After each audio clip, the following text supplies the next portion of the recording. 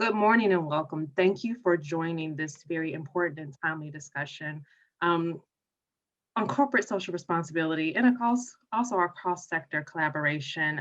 We have 100 plus people registered for today's conversation from corporations, foundations, nonprofit leaders across Illinois. So there's going to be a lot to discuss.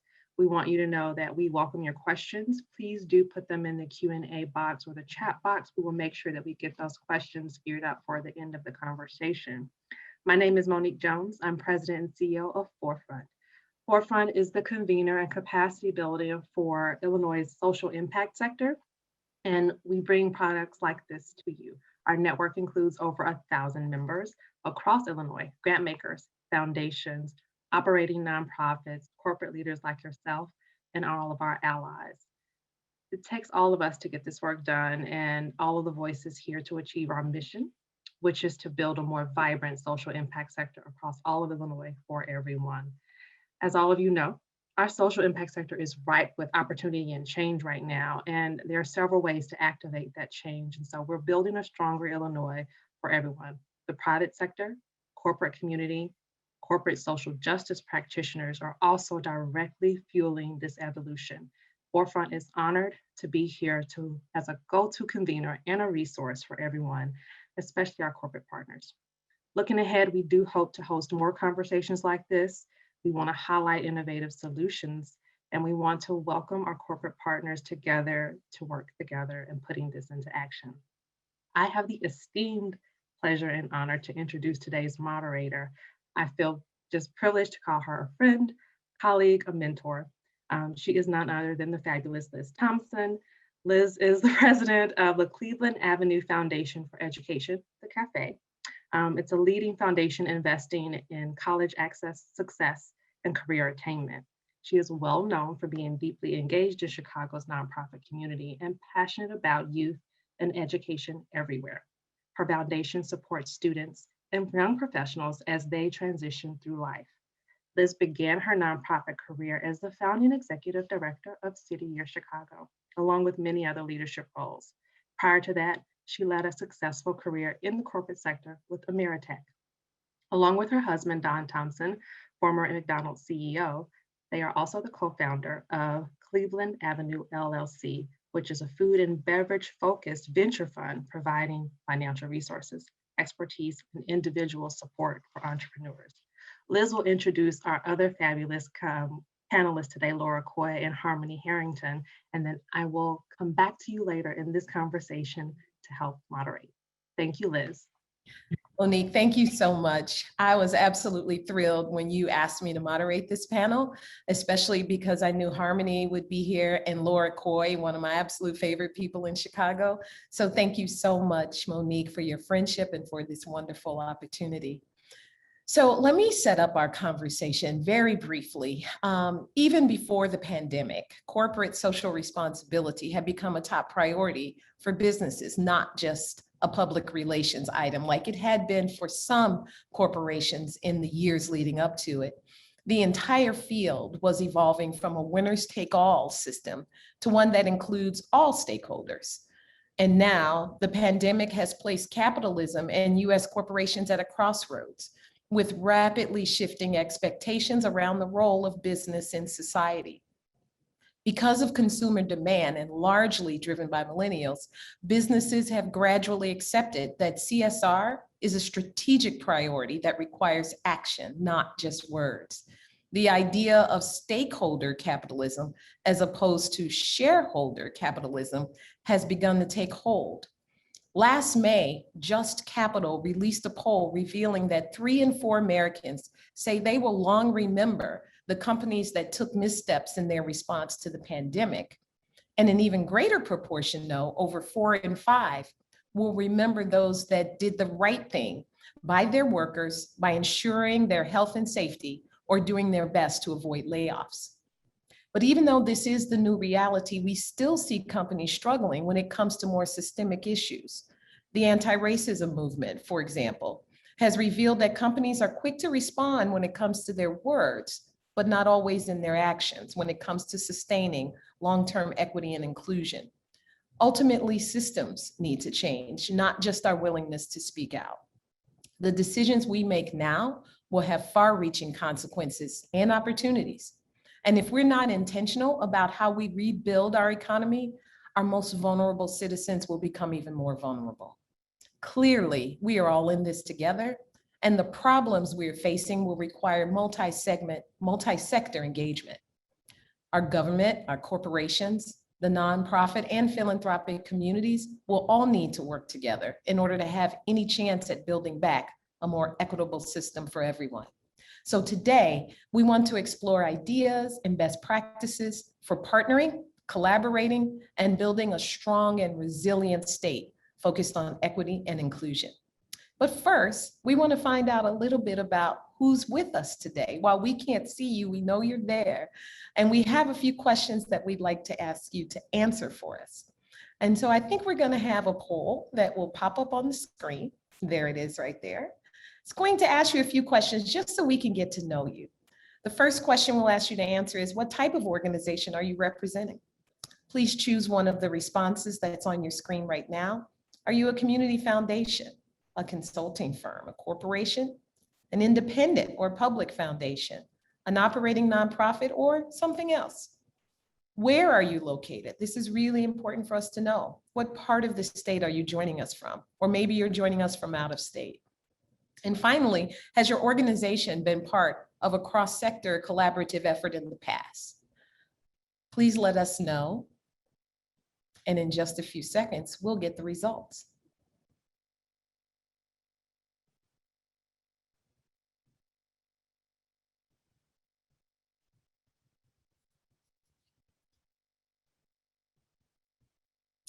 Great.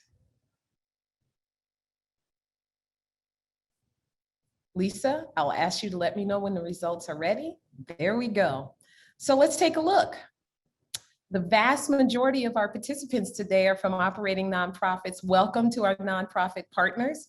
We have a few representatives from the corporate foundation world and a few from the other categories. Welcome to all of our participants today.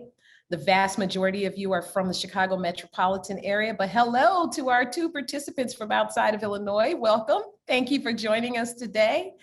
And we have the vast majority of you that have been participants in a cross-sector collaborative effort. And so we'll be looking for you especially to blow up the chat box with ideas and things that you've done in the past that have proven to be successful. So thank you so much for sharing in that. Now that we know you, let me introduce you to our panelists today. First, I'm delighted to introduce Harmony Harrington. Harmony currently serves as Vice President of Government and Community Relations for Blue Cross Blue Shield of Illinois. In this role, she leads the company's advocacy efforts for accessible, affordable, and quality health care for Blue Cross Blue Shield members and its work to improve community health across the state. She also oversees their community investments and communications activities. She previously led corporate affairs efforts for Humana in the Midwest region. Prior to her work at Humana, she served as Director of State Government Relations for Blue Cross Blue Shield, as well as Manager of State Government Relations for the Northeast, Mid-Atlantic, and Southern regions at Walgreens. Harmony has also served in various roles in Illinois state government. We need to say Harmony for president here at some point. Harmony earned her JD from Loyola University, Chicago College of Law, and she serves as a commissioner at the Park Ridge Park District. She also serves on the board of directors at Haymarket Center, as well as the Illinois Chamber of Commerce. Welcome, Harmony. Thank you for being with us today. And Laura Coy. Laura is responsible for overseeing the William Blair Foundation, creating the firm's integrated social investment strategy, and developing volunteer opportunities for employees to serve as leaders in their local communities. Prior to William Blair, Laura was the Senior Manager of Corporate Social Responsibility, Public Affairs Manager, and Senior Corporate Philanthropist for Grainger. And prior to that, she worked for nonprofits, including the National Alzheimer's Association and the Peggy Notabart Nature Museum, where she learned the power of building public-private partnerships to advance key community research and environmental initiatives. Laura is the board chair of the Association of Corporate Citizenship Professionals and serves on the leadership committee at the Illinois Holocaust Museum. Welcome, Laura. Thank you both so much for being with us today. So let's get right to our discussion. As I reflect on the conversations that I've had with community leaders doing our foundation work, many of them can be suspect about corporations truly wanting to affect change in the community. We all understand how that can be the perception, but I'd like for you both to characterize for us what a successful outcome looks like for your corporations through your corporate social responsibility. Harmony, let's start with you. Well, thank you very much, Liz. Thanks for the introduction. And I'm so happy to be joining everyone today, even though we're on Zoom and we can't see our audience. I've looked over the list and see a lot of familiar names and nonprofit partners. So as well as, potential partners as we move along, but wonderful to join Laura. Thank you, Monique, for gathering all of us. I think that first of all, I have to say, I appreciate that there's a sense of authenticity in terms of a lot of our work in corporate philanthropy. And I think many of us have worked for a long time to try to have that authentic voice, to be that nonprofit supporter, to really engage in really collaborative partnerships. So I appreciate that there's this pervasive sense that we really are walking the walk and talking the talk. And it's just not something we do because we're, a company in Chicago and we feel like we have to do it. For Blue Cross in particular, investing in our communities is so integral to the health of our members and our business model.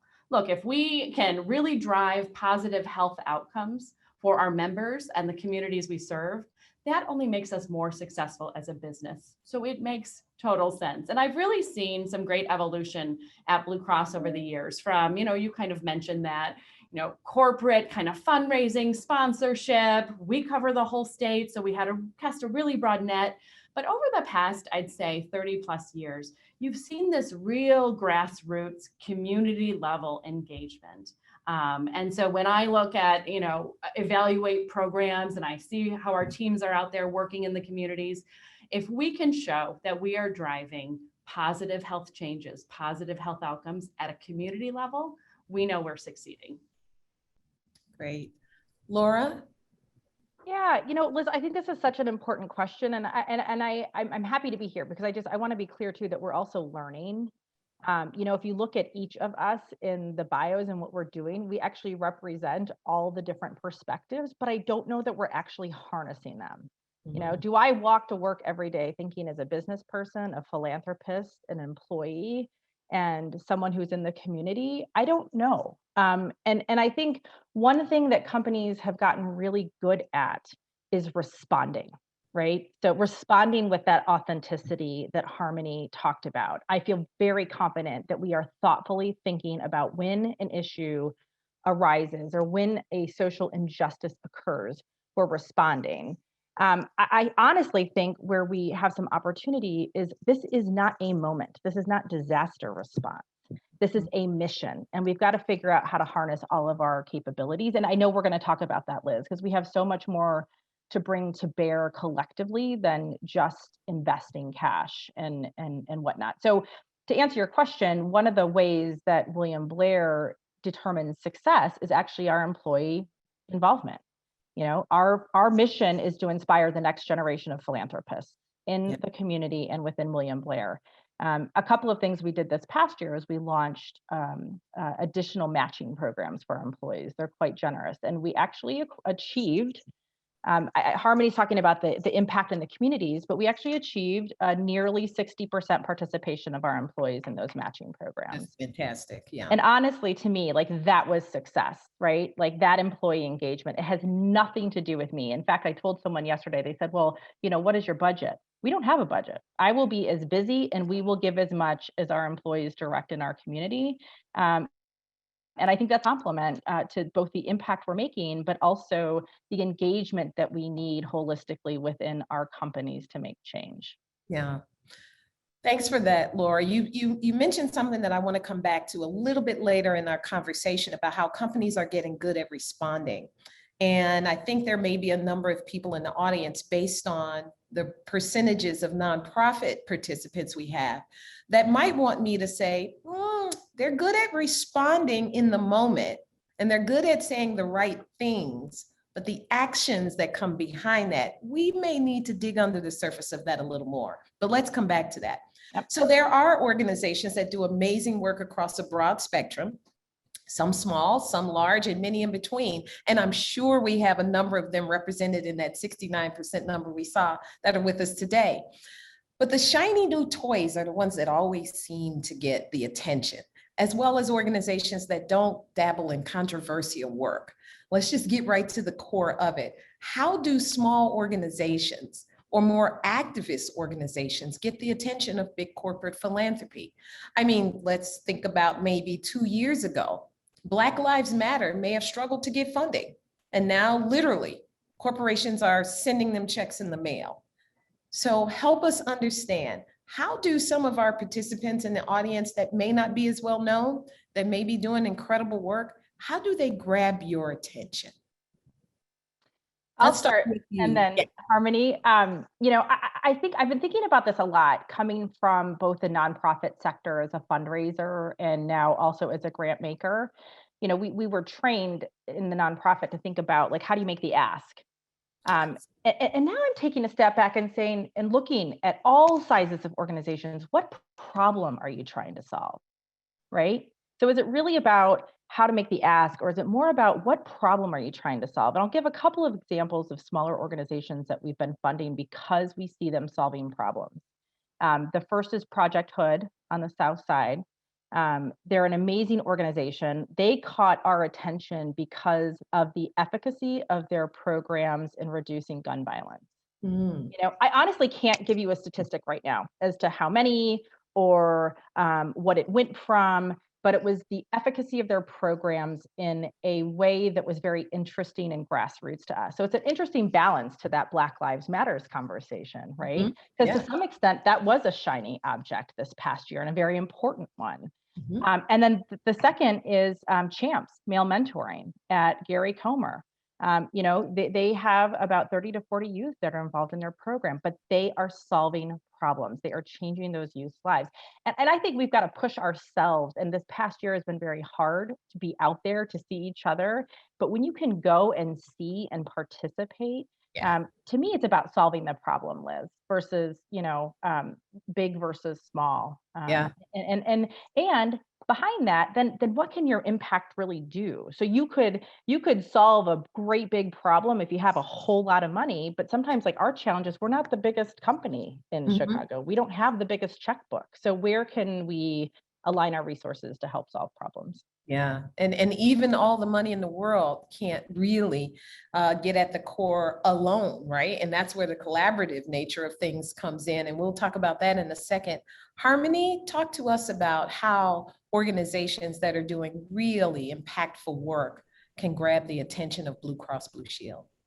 Yeah, when you talk about community-based organizations, and you kind of mentioned size as a bellwether there, our mission is really to be hyper locally focused on communities across Illinois. If you look at us as a company, we're wonderfully diverse in our employment. We're wonderfully diverse in our membership. We've got Medicare members, we've got Medicaid members, we've got commercial members who access health insurance through their employer, large and small. Because of that wide swath, because of the geographical reach of Blue Cross and Blue Shield of Illinois, we've always kind of had that grassroots nature. And we know that every community is tackling health equity in different ways. There's 10 to 20% of an individual's health can be supported by medical care. The rest of it, it's all social determinants of health. But it's at a very community-based level. So because we work to empower nonprofit partners and collaborations that are doing good work on the front lines, we decided to test this, and we kind of label it our Blue Door neighborhood strategies. We created 3 Blue Door neighborhood centers: Pullman, Morgan Park, and South Lawndale. And these are community hubs. We knew we could move our resources into a community, but to learn from the community, learn from organizations on the front-based level at the front door, and talk through what issues the community was trying to solve, what issues were bubbling to the top of influencers in the community, how we could best bring our resources to support. So through our Blue Door neighborhood centers, we partner with up to like 80 different partners in those neighborhoods alone on health education and programming, disease management, all those things that impact social determinants of health. So our model is that grassroots from the ground up. So I hope folks don't feel like they have a hard time gathering our attention, because I think that hyper-local focus is really the heart of what can drive community level outcome. Yeah, absolutely. I love that Blue Door, they're called Blue Door Centers, Harmony. I love that. Everything has to be blue at Blue Cross. From our Your Blue glasses too. I talked about volunteerism. I say we call our volunteer employee base, who are incredibly passionate, our blue core of volunteers, and we've got our Blue Door neighborhood centers. So yeah, they've been open for about 1.5 years now. The pandemic has impacted some of the in-person classes. They're free to everyone in the community. And it's not Blue Cross coming in and saying, here's the programming we think you should do. It's nonprofit partners where we open our doors and connect those partners to individuals in the community. And we also heavily rely on our provider relationships there to help drive community members in. So it's a really cool model. We're excited about it. That's great. Harmony, I'm going to just park in that lot for just another second. So as we think about collaboration, and as we think about organizations working together to achieve some outcome, are there examples that you can share with us of collaborative efforts that you've been involved in recently that have really yielded some positive results? Yeah, look, this past year has been all COVID all the time in terms of response and supports. So even from a 10,000 foot level, what we did, and because we have a really great team on our community engagement side of the house, was we took a step back at the beginning of the pandemic, and we saw how our business was responding to our members, trying to improve access to care through telehealth, and working to improve access to COVID testing in the early days, and things on the kind of Blue Cross member side of the house. And on our community side of the house, we said, well, what can we do using our resources? We've got our Blue Doors there. We've got our caravans. We've got our community investments. And we took a step back and we said, what are the immediate needs? What do we need to do? And we were hearing from our community partners that they were having trouble just keeping their doors open. So while we hadn't traditionally funded kind of administrative operations of nonprofit partners, because I have a great team who I work with, they were bringing intelligence to me saying, no, we have to change this. We need to do a COVID rapid response grant fund just to help nonprofit partners keep their doors open. And so we had to work through our kind of corporate environment, who isn't often the most nimble, and kind of show how we had to change the way we were doing things to respond to the pandemic. So through our COVID rapid response grant fund, we were able to help support and keep doors open. I mean, that was something we were very proud of in the early days of the pandemic. Now, as we've kind of gone through different iterations of, I've seen wonderful, wonderful collaborations that I hope continue way beyond the pandemic. State and local government, Blue Cross and other corporate entities, nonprofit partners. We're in the midst of COVID vaccine support and access. Our Blue Door centers, which I mentioned, we're partnering with Access Community Health. We're getting shots in arms in the Pullman and Morgan Park community. Our caravan, we partner with CDPH, and we're all over Chicagoland at food and manufacturing employers who maybe want to ensure that their frontline workers were getting vaccines through our mobile caravan. We're in downstate Illinois, partnering with different individuals from the faith-based community, influencers who can drive folks to come to our caravan to learn about the COVID vaccine, education, hesitancy. So I think you ask, what collaborations have you been a part of? Every one of our projects are a multifaceted collaborative project. COVID has certainly inspired and helped make those collaborations quicker and certainly more meaningful. Yeah, keyword quicker. I think if there's anything that I'm hopeful that we carry out of this pandemic is how much more quickly we can respond to things than we ever thought before. If we can get a vaccine, through the what used to be 20-year, 10-year, 4-year process in a matter of months, I think we've proven to ourselves how much more quickly we can respond to things than what we thought in the past. Laura, let's turn to you. Can you give us some examples of successful collaborations that you've been a part of with William Blair?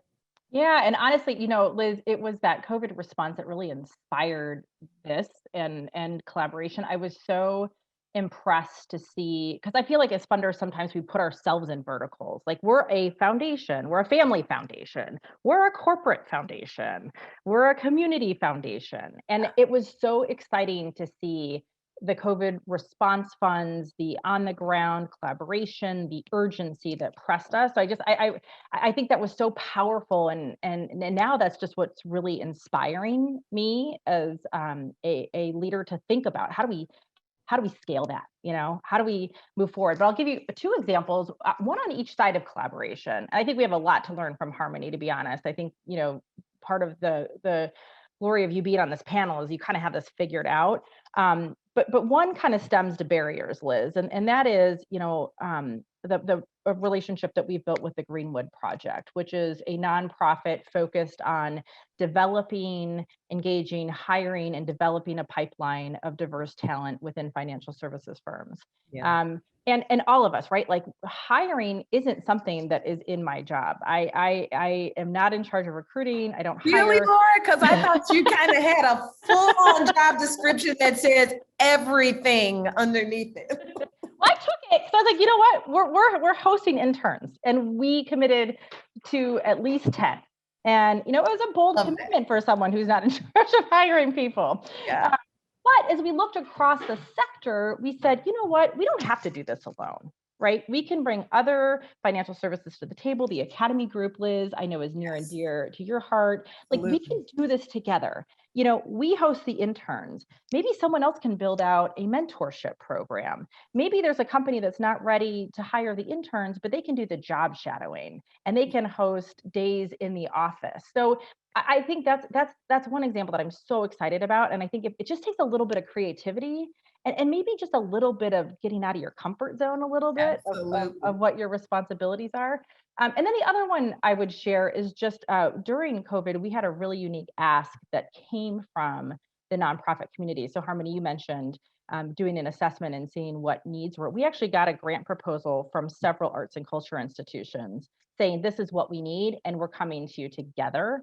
And I got to tell you, that was powerful on a lot of levels. One is that it helped me see the collaboration that was happening among nonprofits. And 2 is just wildly catalytic because we could impact many with one investment. Yes. And so I think that to me, both of those examples were learnings. How can we extend our reach and partner more with other companies when it comes to very important opportunities like hiring? And then 2, how can we help foster nonprofits to come collectively in search of human and financial capital? Because that's highly investable. Laura, that's so true. I want to say you introduced us to the Greenwood Project. And if I'm not mistaken, we are going to host one of the interns at Cleveland Avenue this summer. So the power of just getting your own networks involved. At the cafe, we have a program called the Citywide Foundation Internship Program. We're trying to increase the pipeline of people into the world of philanthropy early. How do we increase the people of color in the world of philanthropy? You got to start early. And so we're introducing young students to what it means to work at a foundation. And so when you talked to us about the Greenwood Project, we said, we need to reach out. And so sometimes it's just a matter of who's in your orbit and how can you make impact with just that? And then it grows from there. So thank you for that. Now, so those are examples of collaborations that have been successful, even though you might still be learning. And I could see Harmony shake her head when you said she's got it all figured out. She's like, I don't think so. But let's talk a little bit about some of the challenges and barriers that you've seen. Laura, you mentioned this, but are there other barriers that you have come across that kind of get in the way of successful collaborations? I think sometimes ourselves. And again, it's kind of thinking about those verticals. So one of the things that I realized during COVID was like, we can fundraise, like we can write checks, but we can also fundraise. We should be going to employees. We should be sharing what we're doing with our clients. They're philanthropists too. So to your point, Liz, I think some of the barriers have just been maybe not thinking as broadly about the assets that we can bring to bear, the networks that we can bring to the table. We had several of our clients co-invest and invest in the strategies that we were philanthropically investing in this year. And it was a learning for me to say, wow, it's a big opportunity to say, don't recreate the wheel. If something's investable and it's an opportunity, let's bring this to the market, right? Yeah. Just like we would a product, just like we would as a business. So I think we've got to put our business hat on a little bit more to think about, how can we fundraise? How can we, again, the collaboration. And then, I just think some of the barriers sometimes are like not knowing what's happening. So what is investable? How do we just take a moment and pause and say, what's happening? Where could we play a role? Maybe we're not the lead, but if we could do a follow-on and invest in this and be part of something truly spectacular, we should. So I think there's some intentionality, and I think we've got to think a little bit more creatively about the resources that we can bring to bear through collaboration. Absolutely. Harmony, what kind of barriers have you seen in your either Blue Door strategy or other initiatives that you've been involved with at Blue Cross Blue Shield? Yeah, because so many things impact a person's health. We talked about it, social determinant of health buckets. It's everything, right? And by the way, that's a whole nother panel that we need to just about that. When you said 10 to 20% is in our control and the rest of it, not so much, that's a panel, my friend, we got to have. Yes. So you can imagine that we're pulled in a lot of directions. So for us, prioritizing based upon need, there's so much need and there's so many good projects and good organizations. We only have so many resources, as Blue Cross. And so some might know we're part of Health Corps Service Corporation, headquartered here in Chicago, 5 Blues plans. Blue Cross Blue Shield Illinois is one of them. Our CEO, Maury Smith, our board, our president of Blue Cross, Steve Hammond, everyone is so aligned with the work that we do, community engagement and investment work. Look, so it's not a problem to discuss mission or if resources are needed here, or if this is where we should be focusing our time. But for us, we're still a corporation. And so even though I've worked in state government, I've worked in supported nonprofits, you're still a corporate entity. And so that sense of urgency you mentioned, we have worked so hard over this past year to say, I know we don't normally do this. This is not how we operate. We're a risk-based organization, but we have to think creatively. And I keep on telling everyone around our organization, come on the journey with me. I feel like an ox, pulling. We don't want to put 6-page MOUs in front of our nonprofit partners who are trying to do something amazing on the ground. And we know they're the right partner. And yet sometimes we corporatize them to death and they just don't have the resources and the operations. So barrier internally that we still work through is, as a risk-based entity, as a large corporation, meeting our nonprofit partners where they are. Yeah. And that's my battle, right? Fighting internally. And then externally, I would say the barrier is need in so many priorities. And just because of the expanse of our membership and communities we serve, thinking through really thoughtful partnerships and collaborations. And the key is collaborations. The more partners, as you mentioned, Laura, involved in a project, we're yes, this is where we want to be. So kind of prioritizing, I think, is can be a barrier. The other thing as a corporation, I'll say, we're not a foundation. And so our funding is very cyclical to an annual basis. And I have really bright folks on the team who lead our community investment work.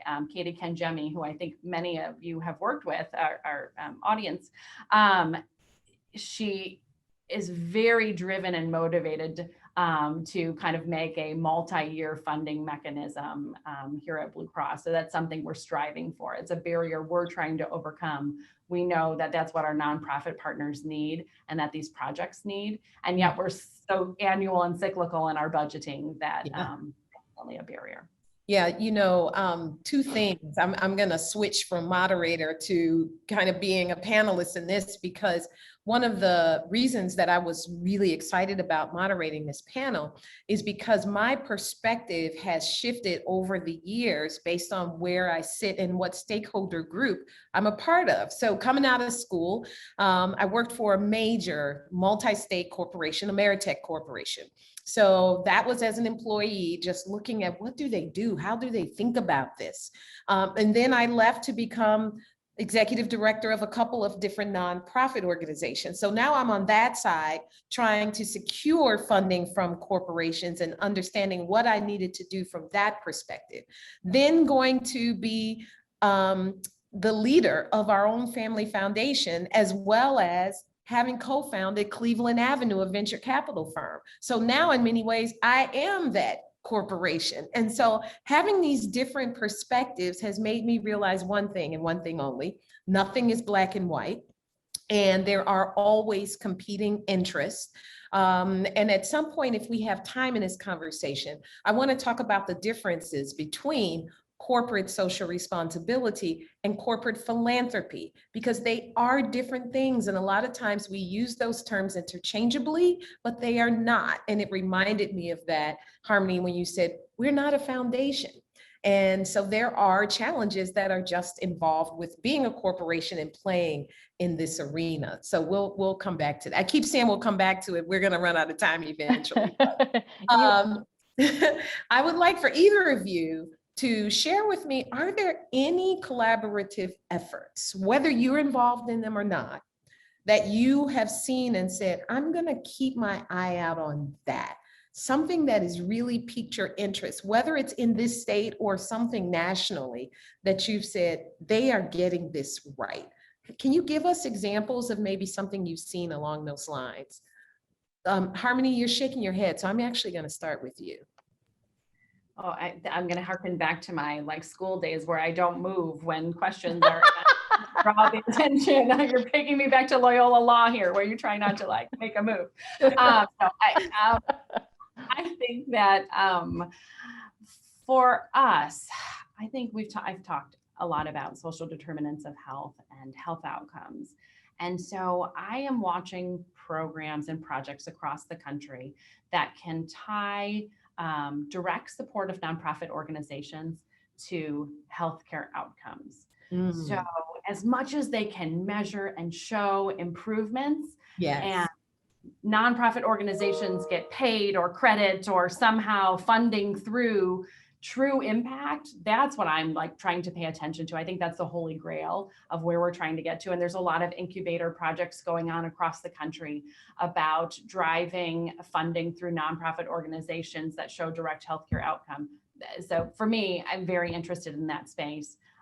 Additionally, coming out of where we are at this point in the COVID-19 pandemic, really watching the behavioral health crisis, access to behavioral health care, mental health, addiction, and recovery. So looking at that area to try to think, hey, we need to be there. We have been there in many different instances, but in this modern day now, at this point in COVID, some work that's going on in that space is really interesting to us. Yeah, Harmony, man, I'm so happy to hear you say that. That has been, I think, a crisis that is simmering just under the surface, not only with what the pandemic has done, but what existed before. The level of trauma in our communities is just, well, it was at a boiling point before, and then you layer the pandemic and everything else on top of it, and it is a crisis that we need to pay attention to. So I'm glad you're looking at those.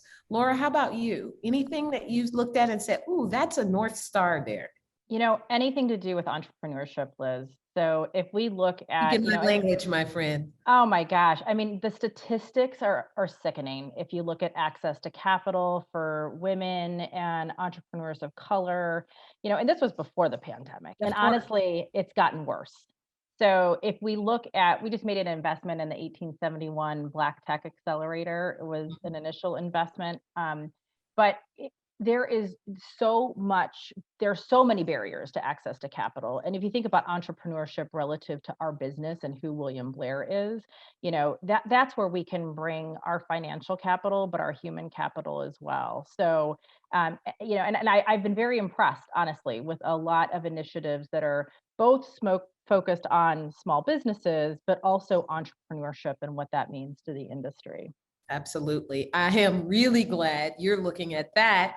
At Cleveland Avenue, I think, we've just started a fund called Cast Us to invest in Black, Brown, and women entrepreneurs, because to your point, they are in the single digits and low single digits at that in terms of the amount of money that they attract from venture capital. And so we've got to, in order for them to just be unleashed with the ideas and innovations they have, we've got to give them access to capital. So please, please, please continue your investments in that area. And really quickly, I think that's a great example, because I don't know if corporate philanthropists would be thinking about that fund as something they could be investing in. And it is. And that's, to my earlier point, like we kind of think very like, we get a grant, let's review the grant, and nonprofits. But the whole point of this collaborative conversation is bringing some of those opportunities to bear. That's a philanthropically investable option and a partnership, right, that can be built out. So those are the types of opportunities that I also think are very attractive and those that we need to bring to bear. You're absolutely right. We have several family offices that have invested their dollars in our fund, and it is because they realize that this is where we need to be focused. This is where the help needs to go, and let's do it now. Again, hearkening back to, if we haven't learned anything from this pandemic, it's that we can shift. We can pivot on a dime and do things differently than what we've done in the past. And not to add anything to what we'll get to later, but I do think the corporate philanthropy, corporate social responsibility, and impact investing, right? Like that's another arena that in this conversation around collaboration, I think is an interesting perspective on capital we should be evaluating. Absolutely. Harmony. Yeah, I'm going to bring a little bit of that public policy experience and lilt into this now.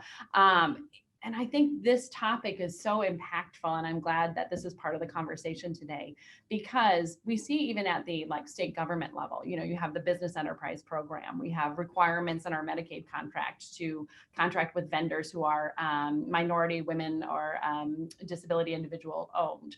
And we have a really tough time finding vendors that fit that bill in the healthcare space.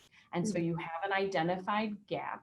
You have a state who is committed with funding and opportunity, and you have a company like Blue Cross and Blue Shield in the healthcare space that is committed. So investments in minority and women-owned businesses at that grassroots level, particularly I'm going to say in healthcare, is something that we're really interested in, and that I think things are aligned to do some good work there. It's part of what we really work on, and Maurice Smith, our CEO, talks a lot about this, being a force multiplier. Yeah. So when we moved into Morgan Park, we opened a Blue Door neighborhood center there, but we also took over an abandoned Target, and we moved it into a kind of customer service center. Mm-hmm.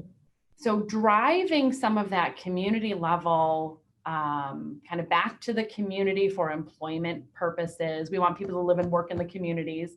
We have our Blue Door there. Others are kind of, we've partnered with in the area, and kind of growing that impact and that multitude, supporting local businesses in those communities at a hyper local level.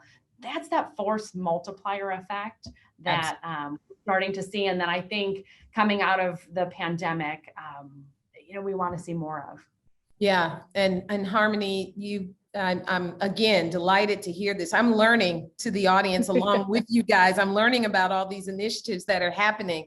And, when you talk about having difficulty finding these contractors and vendors that can do the work, people of color that can do the work. Again, let's go back to that statistic that says they're in the single digits in terms of being able to attract the kind of capital that they need in order to build their firms. And so it's kind of a cycle, right? It's a horrible cycle that we want to have more of them, and yet they can't attract the capital. So how can we have more of them?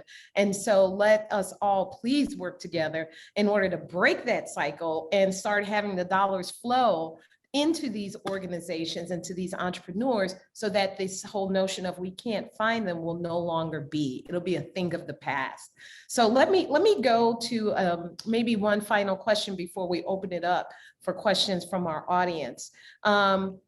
So we're talking about COVID, how things changed, how our minds were, brought into the notion of we can do things a little bit differently than we maybe did before.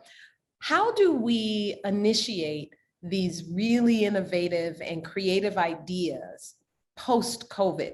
Are we going to go back to the way we operated prior to this? Or are you confident that we're going to see some of these learnings take root so that we do things just a little bit differently moving forward? Share with us, what you think about as you're on the way out of COVID, hopefully. Wear your masks, people. How are you going to do things differently moving forward? So whoever wants to start, Laura or Harmony, I'll let you go first. I'm not moving this time. Oh, I think I was thinking my head. There's a couple of things, Liz. One is these are they're massive, but they're solvable problems. Like, we can do this, right? Of course. One of the things that William Blair has adjusted a bit, we've always had wonderful community engagement committees, but we did empower our business resource groups to help guide funding both through COVID and social equity. And they actually get about a 10% allocation of our philanthropic capital every year. And that's going to continue to increase as they drive, how can we use our business connections, our business capabilities, our human capital to help women. Our One Alliance, looking at all different communities and cultures, our Pride Alliance. So I think what's really going to change for us is how we actually redeploy philanthropic capital within our firm. So we've got some great progress in getting employee engagement and employees that serve on board, but it looking at who is making the decisions and who do we bring along to ensure that we're impacting the communities and making the investments that we want to make. And that will, I think if we can change the process, we can change the impact. So I also think we've just got to hold each other accountable, and like check in with each other. Like, Harmony, I didn't know what Blue Doors were. Like, tell me more. Is there a way that William Blair could help? Could we help, fund the vendors that you're gapping?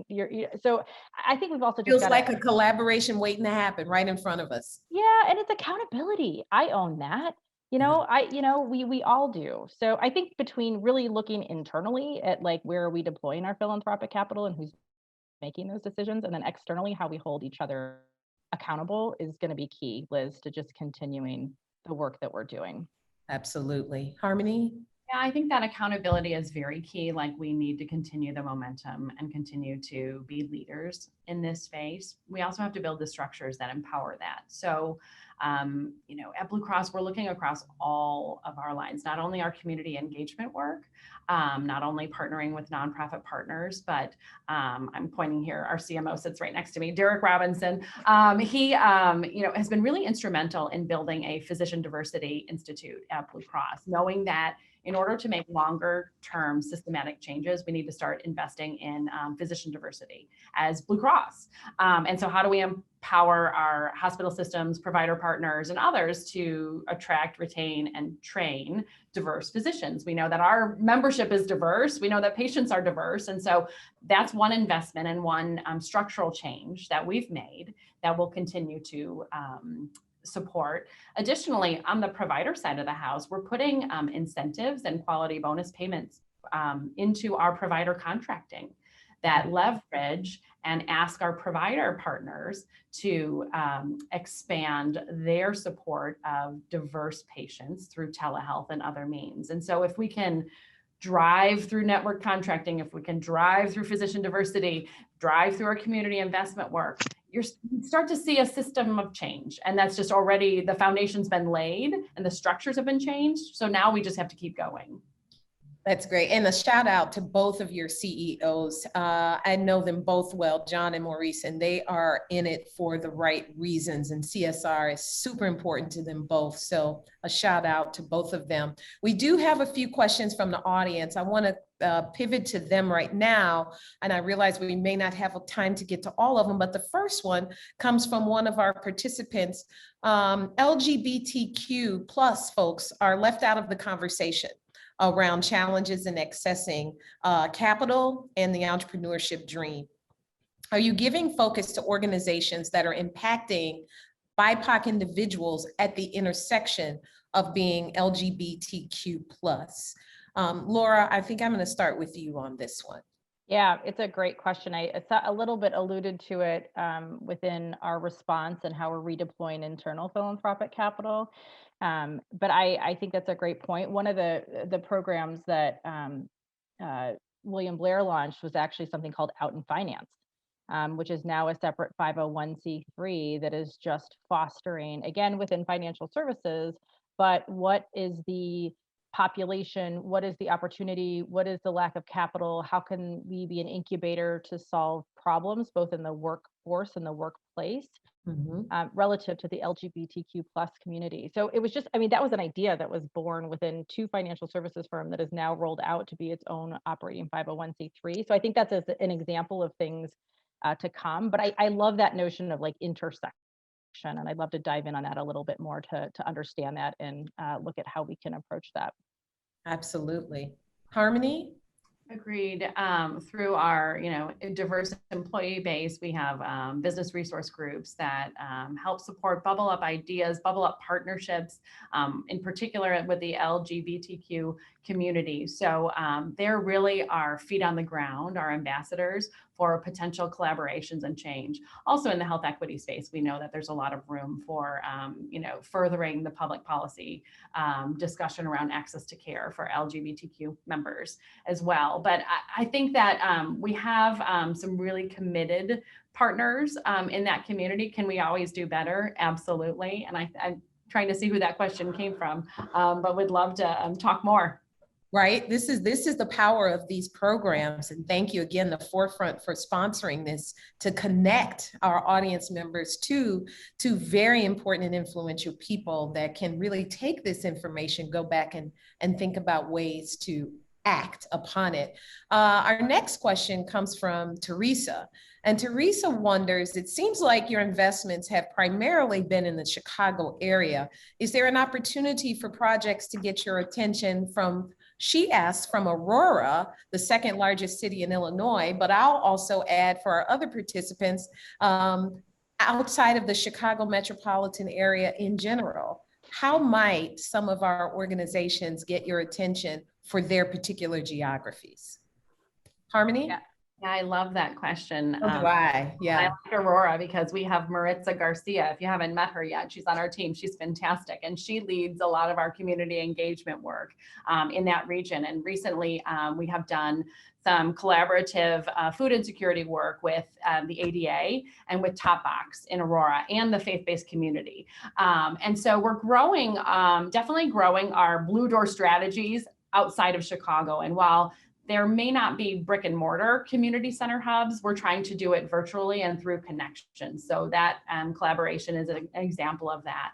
We've also done community baby showers, knowing that infant and maternal health is, there are significant health disparities that exist in that space, even in, the state of Illinois, depending on your geography. And so we know that partnering.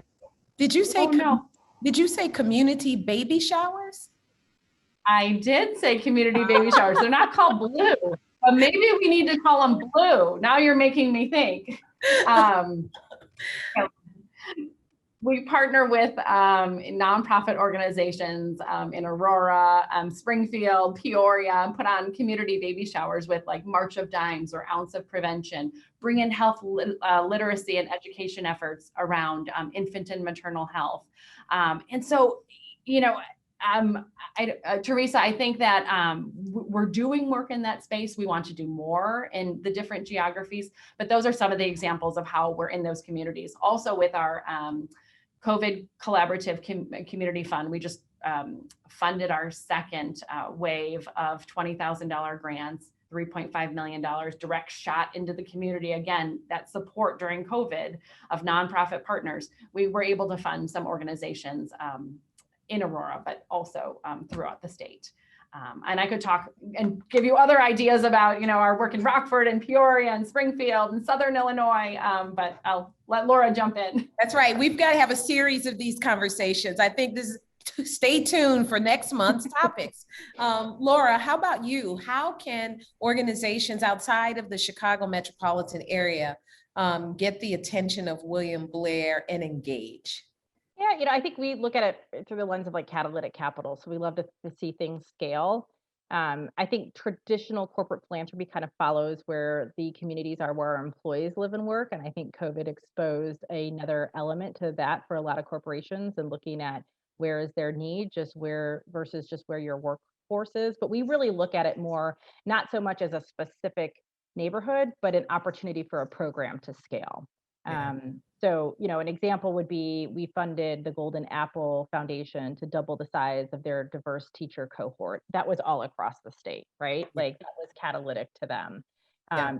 Looking at nonprofits and what their efficacy is if they were to launch in a different market, and how William Blair could apply resources to help them with that. So it's really through that lens of scale and catalytic capital that catches our attention, Liz. Okay. And how about one last question? I'm going to ask for you to just give a brief answer, just in the interest of getting this question in, because I think it's a good one. We see a lot of corporations seek volunteer opportunities for their employees. And this participant says, I understand the interest in that from an employee development perspective. However, our nonprofit doesn't have regular volunteer opportunities, especially not on a larger scale. How can we partner with corporations in a different way outside of volunteer opportunities? So, Laura, any ideas for this audience member? How could they encourage William Blair to be active with them when they don't necessarily have large-scale volunteer efforts where you could plug in? Yeah, just a couple quick examples. We're all looking at skills-based. We kind of call it doing good with what we're good at doing. So while we love to put on the blue t-shirts and go out there in the community, because it's good for communities and our teams, and they get to meet either each other that they didn't know worked at the same firm. But honestly, really critically, I think looking at, our financial modeling capabilities. Right now, in particular, we helped a lot of nonprofits look at just their balance sheets and what should they be forecasting. I mean, that's our business, is what we do. We have a legal team.